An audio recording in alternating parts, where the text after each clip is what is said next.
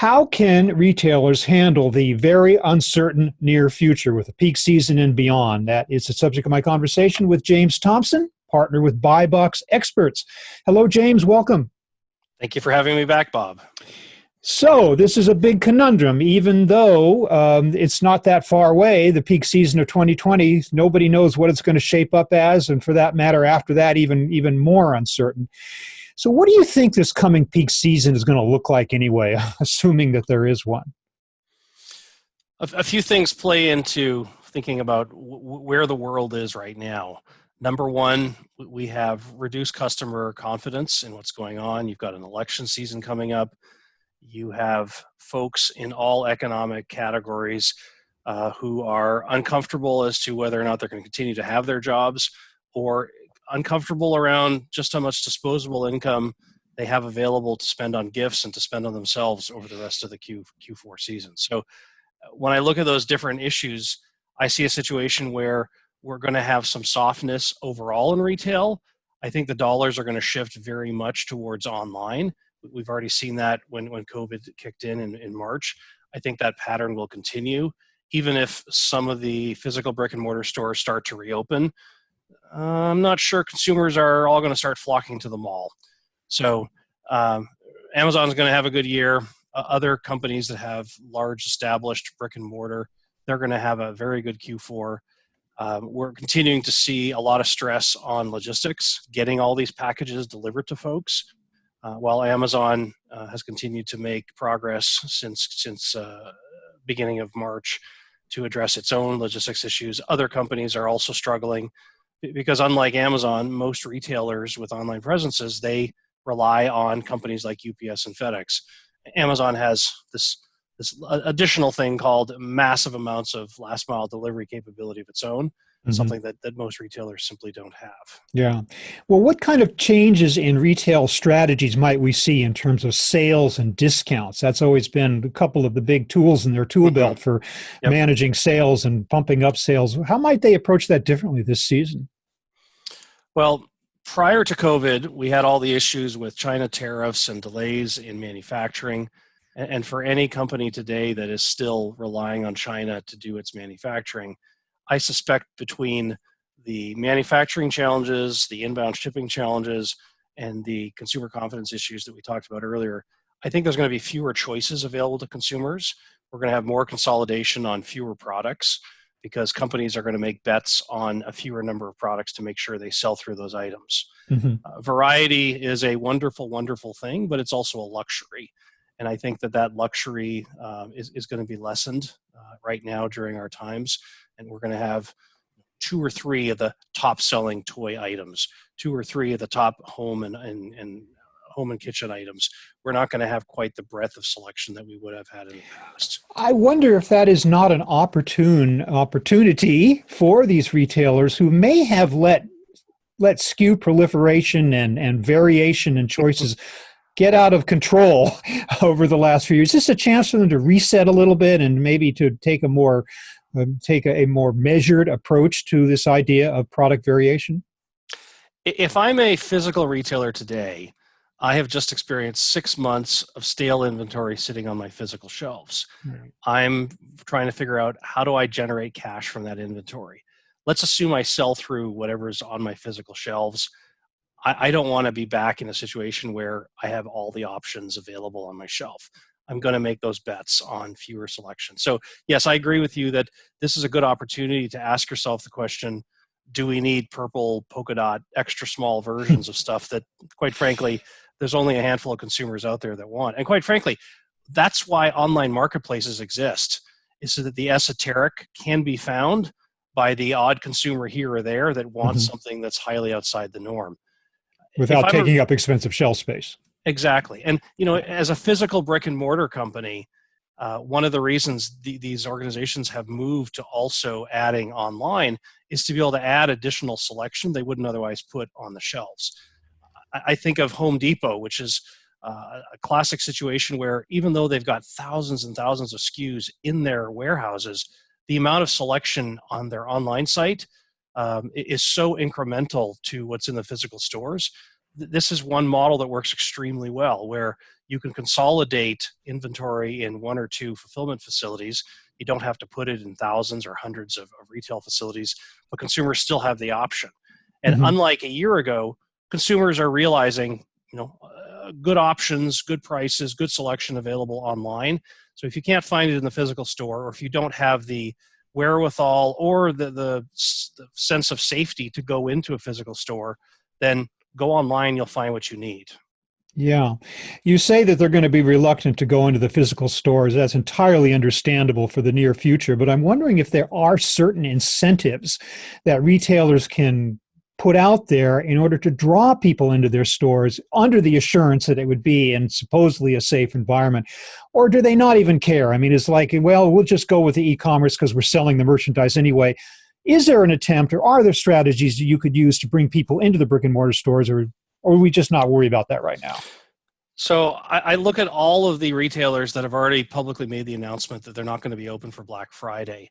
Mm. And quite frankly, I think that this is a blessing in disguise. Why do I want to bring unnecessarily large crowds into my store when I need to be able to create a safe environment for consumers? If everyone who's going Black Friday special shopping is looking for the deal, deal, deal, and they're all willing to cram together to save $50 on a big screen TV, that's really not what I, as a retailer, want to do to create additional risk for my employees and for my fellow customers. So I think it makes sense that many retailers will either close or will slow down the number of deals they have. There can't be that massive time urgency that creates crowds. Hmm. Physical crowds is not a good idea. I could see retailers that have some online presence pushing their Black Friday or Cyber Monday specials to an online only channel and not encouraging consumers to come into physical stores to get those offers. Yeah, well, thereby goes one of their great psychological tools, this idea of creating demand and panic, which makes something seem even more desirable. So much for that. But how long should retailers be prepared to maintain pandemic type restrictions and arrangements? I mean, clearly, end of the year, this season, it's not going to be long enough. Should they be like setting up some kind of semi-permanent sort of redesign of stores in order to assure shoppers that they can come back safely? While there are questions around how do you repurpose the physical space you have, I think the more important issue for retailers to be asking themselves is, how do they get themselves to be e-commerce friendly? How do they Mhm. drive traffic to their listings? How do they create a good experience where they can leverage any customer data they have today to redirect some of their existing customers to shop online? That's a really, really hard initiative to undertake for a retailer that has said, we have this sunk cost called physical stores. We're going to focus most of our efforts on physical stores. If all of a sudden either the times change and consumers can't come in the store, or they're not willing to come into the store, it's the retailers that have gone omni-channel and developed an online presence that are in a much better position to be able to win. Yeah, yeah. Well, you had a lot of retailers looking for this model of order online, pick up in store. Again, pick up in store means you have to go into the store, which could be a Yes. disincentive. However, more recently, we've seen the growth of curbside pickup as an option. Do you think that is going to grow? Is that a practical way, something that can be scaled and be used to the advantage of retailers in the coming few months? Short term, I see it being very difficult for most retailers. Hmm. Yes, they can repurpose employees that otherwise would have been serving consumers in the store. Say there are no consumers in the store, so please take these bags and boxes and move them to the curb.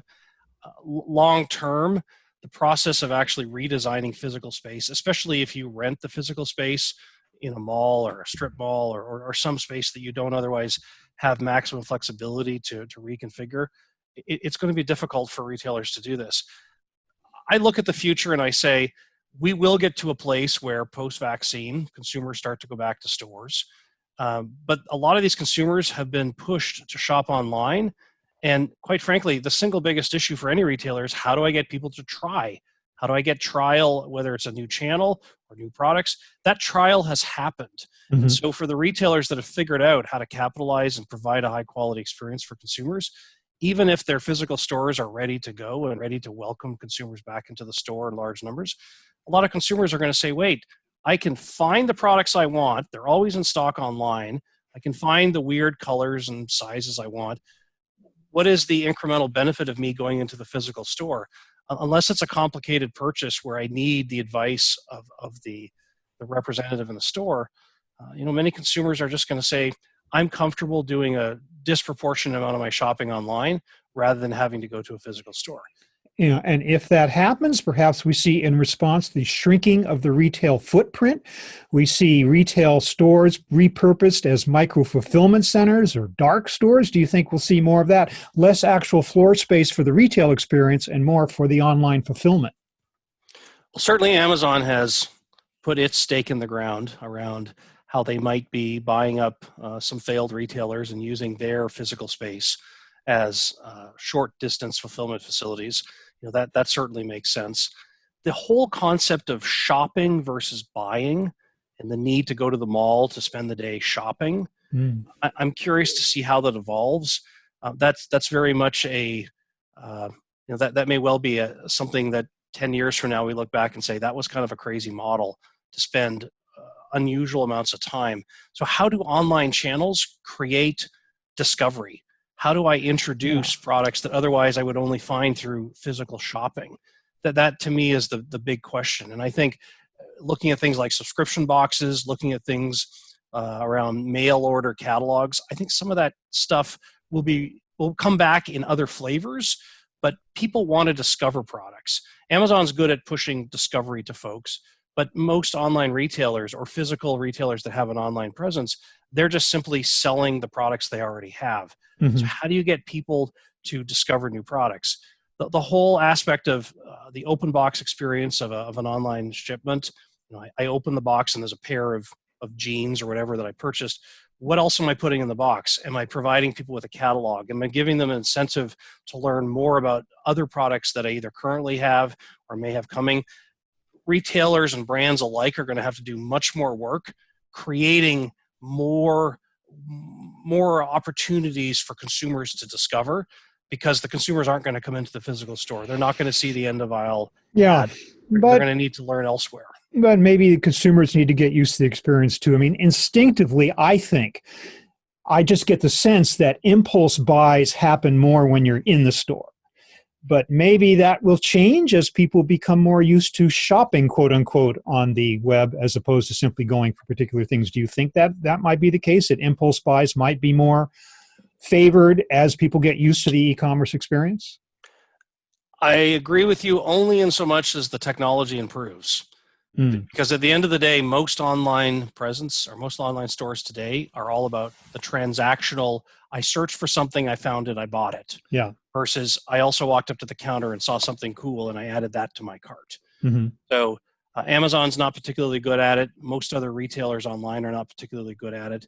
And so the technology needs to evolve to get to a point where discovery becomes much more viable for consumers. Yeah. Well, James Thomson of Buy Box Experts, thanks for being back with us today to talk about the challenges that retailers face in the coming months and beyond. Really appreciate it. Thanks for your time.